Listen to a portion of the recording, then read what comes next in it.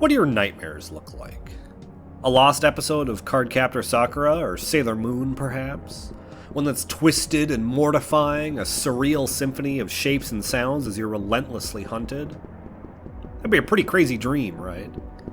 But if that sounds interesting to you, you're in luck, because this is the Dream of Shadowlands. This video is specifically about Into the Darkness, the first of 5 planned episodes in a series. Development is headed by Catalina Zavaleta on this series, with the backing of a pretty extensive voice cast. It's so weird. Like everything is existing in a mix of air and water. Her bio on itch.io says that this is her first game series, and the first episode was also made in Game Maker. Into the Darkness was originally released in 2020 and is free on both Steam and itch.io.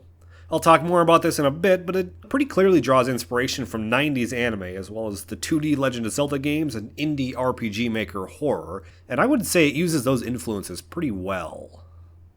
Into the Darkness opens with a disembodied voice placing a curse on someone named Rena. Rena, I hate you. Before Rena finds herself waking up in a void. You're then treated to a pretty quick tutorial on how to move and interact, playing as Rena, before being introduced to the game itself proper. Almost immediately you're beset upon by these shadow creatures, and then run away in a state of panic after. What the hell is this place? Those things! The first sight of these shadow men are nothing special, but exploring pretty quickly reveals otherworldly horrors lurking at the edges. You'll soon encounter a somewhat friendly demon named Jill, who's looking for the same thing you are, to leave the Shadowlands. And seeing no better option, you partner up and set off together with the hopes of meeting the goddess Eurenica. There's a bit of friendly banter and dialogue between Rena and Jill along the way. Some might call this dialogue cheesy, tropey, or just straight out of an anime, but honestly I didn't mind it too much. You've got 2 characters that are clearly out of their element, and I read it more like an awkward first meeting between 2 dorks, if anything. It fully leans into its shoujo inspirations from the turn of the millennium, especially as it relates to its hand-drawn art of the characters and the world around them. These designs are almost ageless, harkening back to, one would say, maybe a golden age of anime, and if Zavaleta had said it was based off of notebook sketches from the time, it really wouldn't have surprised me. The enemy designs, too, are all unique, brimming with life and creepiness. The relentless pace at which they'll chase you adds only to the danger that the Shadowlands have. There's a pervading sense that you don't belong here, that this surreal nightmare is not for you. Humans are being hunted by these demons turned into blood sacrifices so they can meet the goddess. Even as Rena tries to help the tortured citizens of the Shadowlands, they outright refuse her, instead just accepting their fate blindly. It's hard to say early how her actions might change as the series continues, but we do get a pretty good look at her character, even in this short first episode. You can't take it upon yourself to fix everything that makes you upset. What if I got you out of that bind on your wrist? I would not leave. As I said earlier, Into the Darkness also boasts some extensive voice acting, which really surprised me, especially coming in a free game. There's a filter applied to the voiceover work that makes it sound like they're coming out of these kind of low-budget, almost crappy speakers you'd find at a flea market or sitting in a cardboard box on the street corner. But if anything, these lo-fi voice acting and hand-drawn visuals only really enhance its charm. What I'm trying to say is, I'm pretty sure I'm the only friendly face you've seen here so far.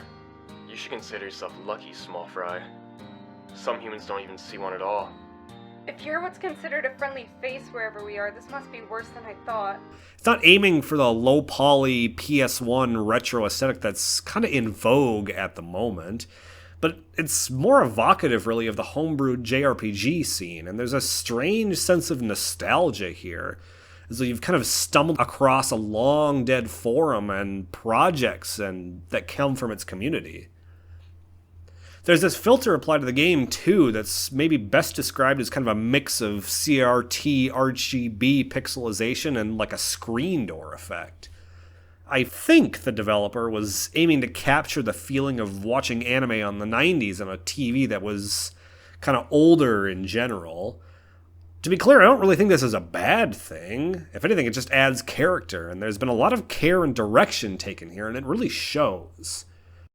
It's almost harder, really, to intentionally craft the atmosphere Into the Darkness has, but I would say it pulls it off. A locket? I hope the owner can find it. Better not touch it. You don't want it? What about the gameplay, though? There's a fair bit of combat featured in Into the Darkness, and you have options on how you wish to approach encounters.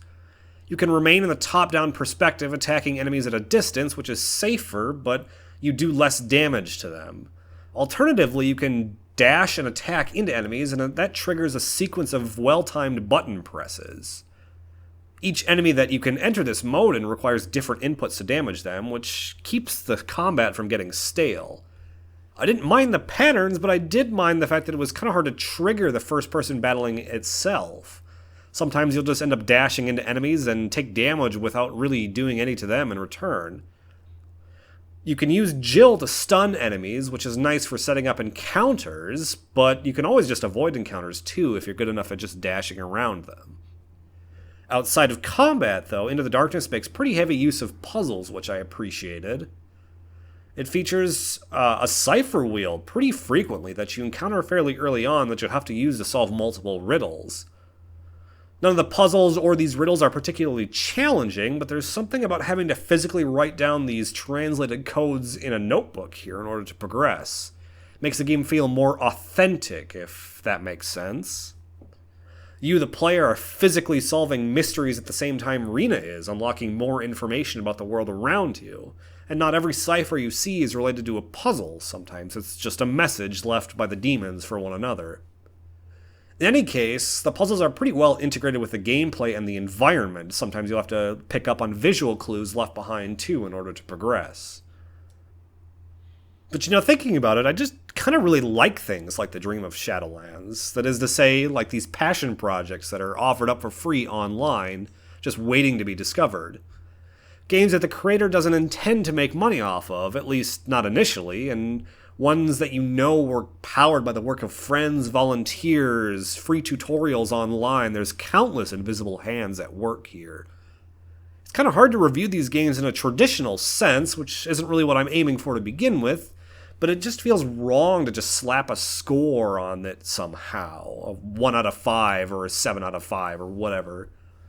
This is kind of where I feel like games are perhaps closest to art, really, where they're unbridled of expectations and these monetary obligations trying to recoup development costs. And really, how do you even judge art itself? It's incredibly subjective, and something I enjoy might not be for everybody watching.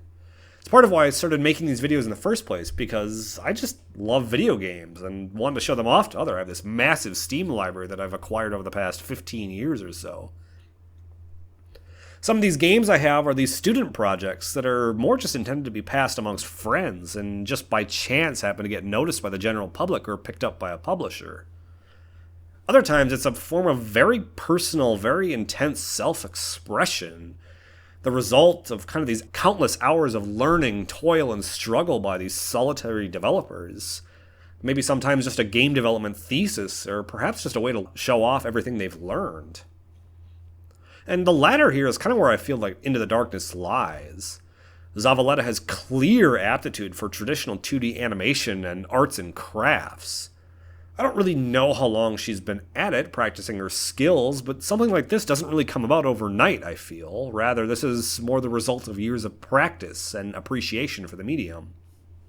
In that sense, kind of as a reflection of its creator, Into the Darkness is excellent.